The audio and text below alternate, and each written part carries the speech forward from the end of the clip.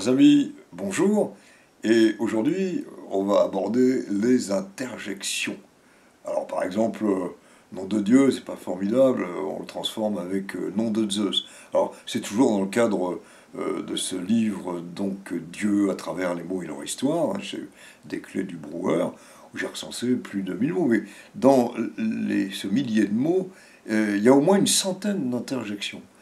Alors les interjections, parfois elles nous échappent aussi. Quand on dit par exemple morbleu, parbleu, un petit côté archaïque, mais en fait c'est parce que il fallait éviter le blasphème, et c'était mort de Dieu, qui avait donné mort Dieu. Parbleu c'est part de Dieu, qui a donné parbleu.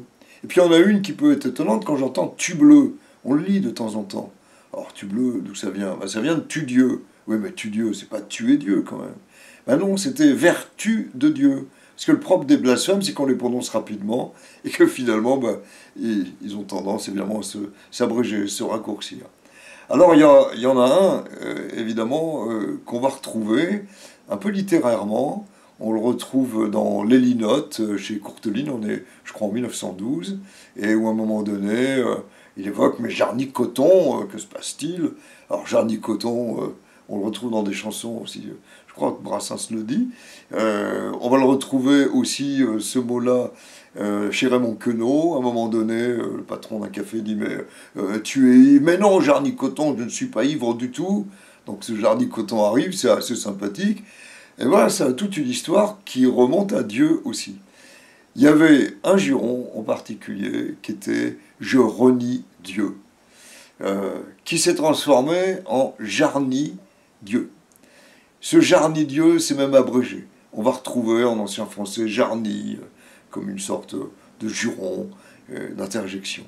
Et il se trouve que Henri IV avait, pour manie, c'était un homme d'État formidable, mais en même temps c'était un soldat, donc qui blasphémait avec aisance, et il disait tous les 5 minutes « Jarny Dieu, ah Jarny Dieu ». Bon.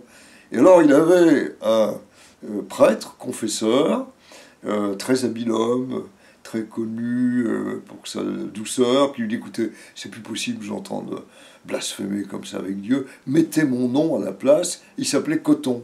Je m'appelle le père Coton, et vous mettez Jarny Coton. Alors ça a plu à Henri IV, qui tous les 5 minutes, au lieu de dire Jarny Dieu, ça lui plaisait, il disait Jarny Coton, Jarny Coton. Et le mot est passé dans la langue. Voilà en quoi, si vous voulez, assez vite, on se retrouve avec des mots étonnants.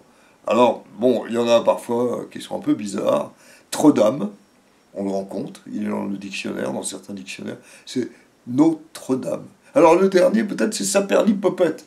Alors jamais j'aurais imaginé que Saperlipopette puisse avoir une origine autour du mot Dieu. Eh bien si, il y avait sapristie. C'était sacristie en fait. Et on a aussi le Christ dans cette affaire. Et puis il y a eu Saper-Dieu, Sapre-Dieu, Sacre-Dieu, Sacre-Bleu. Vous voyez le mélange de tout ça. Et on a inversé, Sacer-Dieu. Ça a donné Saper-Dieu. Et puis finalement, ça s'est transformé avec un suffixe un petit peu ironique, qui Saperlipopette. Et voilà, alors donc, quand le capitaine Haddock, c'est Saperlipopette, bah on est encore dans ces 1000 et quelques mots qui tournent autour du vocabulaire de Dieu. On en a encore bien d'autres histoires à se raconter. Hein.